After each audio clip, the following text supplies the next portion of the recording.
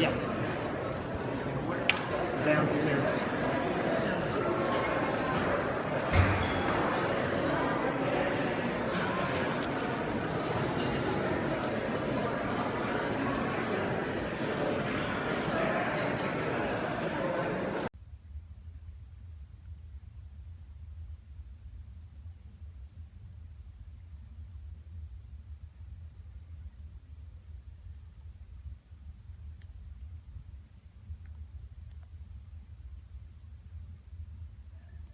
That you're thinking, but this is a big story. Other than that, of what we have, this is what a lot of our management action is like in Yellowstone. I'm looking out, I'm seeing old ranger friends, and they're shuddering at these scenes. But we know, and this is a little bit data research, this generates a lot of economic activity. Millions of dollars per year. Last check was $35 million. And I don't know how economists get away with this, but they use multipliers, and they say it's actually $85 million of economic activity because everybody exchanges dollars. But nonetheless, all this brings, we have to, because the danger of wolves is so low, we have to protect wolves from people.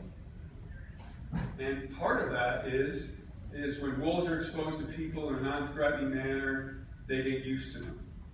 And if they're fed by them, it escalates even worse. So, and habituation has been documented for wolves.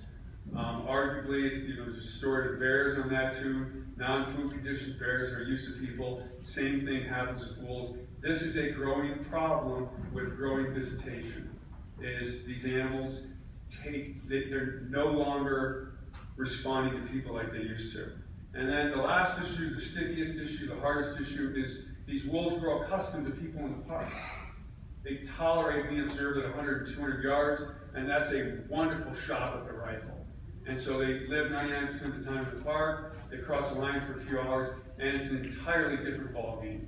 And so that's another management issue, and there's some statements I'd like to make about that near the end of my talk. And so there's right now about 10 wolfpack territories in Yellowstone, and a variety of management approaches for each one.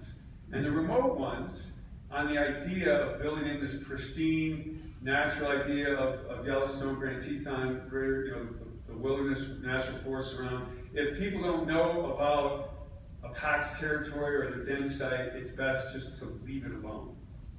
But if they do, you have to protect the wolves.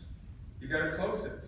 And sometimes people use this as a neon sign to know where to go. And 2 to 3% of the public is willing to break the rules to go in and maybe get that photo. But this year we had 3 den closures and we dropped it to 2. And this one stayed in place all the way through mid-August. And it's really hard because the other thing we balance is visitor enjoyment. And we've got this whole area closed, which is to protect the wildlife. Hard to explain. I'm going to flip back to this. That's where wolves are hitting the road, but this is important because this is the wolves that use Hayden Valley.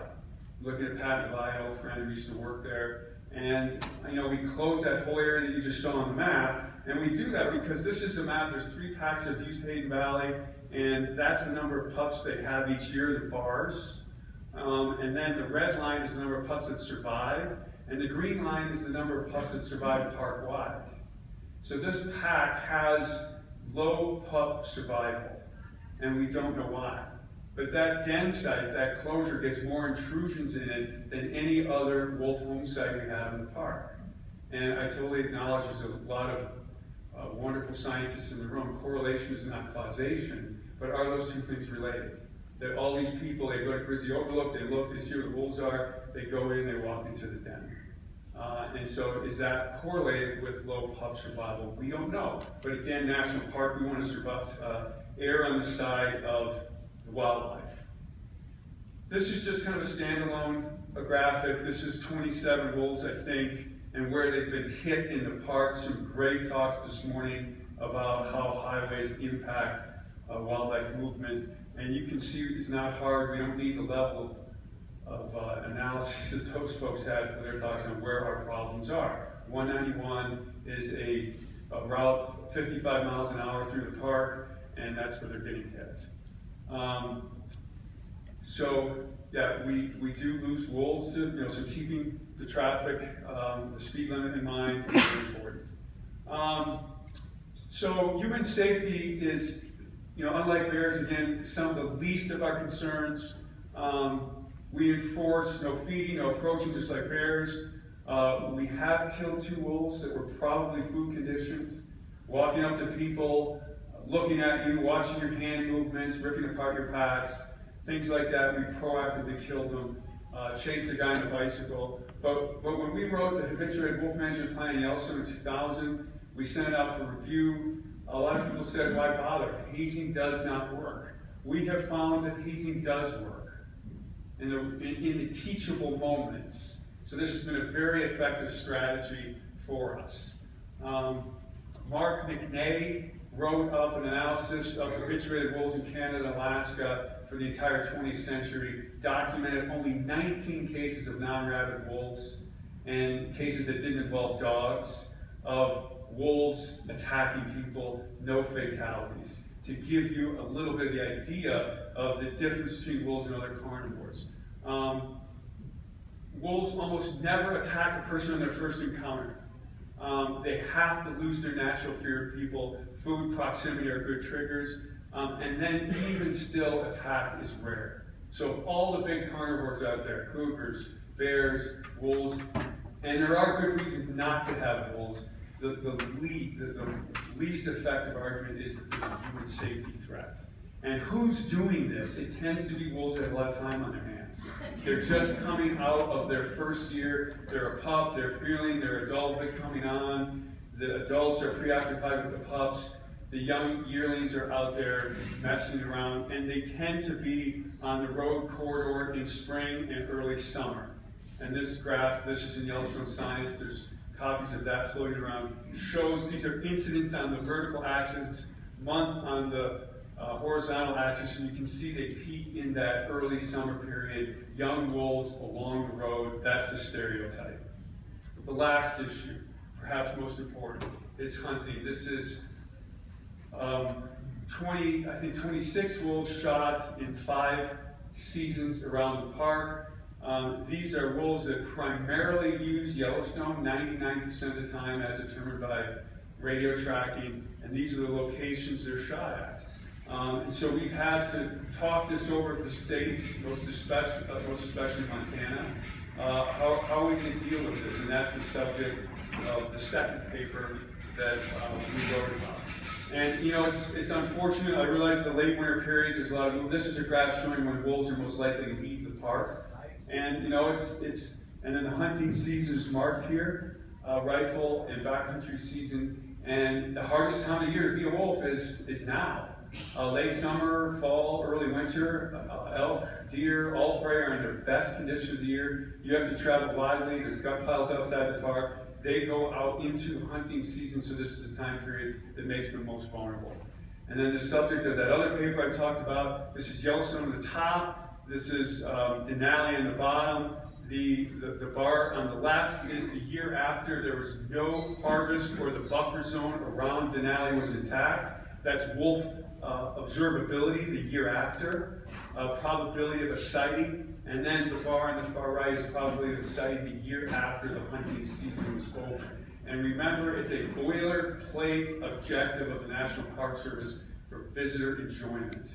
You know, the other side of it is provide for natural systems, but visitor enjoyment's a part of it. A lot of people say, why bother doing this? And maybe nothing's done, but isn't it good to still know that this is an impact?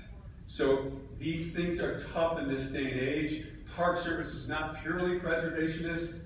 We hew closer to that than states, conservation, and wise use, both worthy goals determined by people, but they can clash when animals go back and forth. We tried to wrestle with that in that paper, and we sent it out to all 3 states for their input. So this is something that communication back and forth helps with. So a huge issue out there with people and wolves is, does killing them increase social tolerance? And there's a huge debate raging on with this in the social science literature. In other words, being able to solve your problems quickly, livestock, being able to shoot a wolf occasionally makes you feel better about having them on the landscape. And then this paper is basically summarized. You know, we don't want, they say a sustainable harvest rate for wolves is 30% offtake. We're way below that. These are recommendations from the paper. We don't want an undue number harvested in each pack, or undue number of radio collars taken. We feel this is a compromise. And in some ways, I think it's giving too much, but nonetheless, we're trying to reach out. And so last slide, why? Because it's our job. The public comes here, all these talks, to see wolves, and we're supposed to not only protect their population numbers, not cause declines or impact increases, but wolves have a complex social structure. And I got the sign for enough time, so no questions. Thank you very much.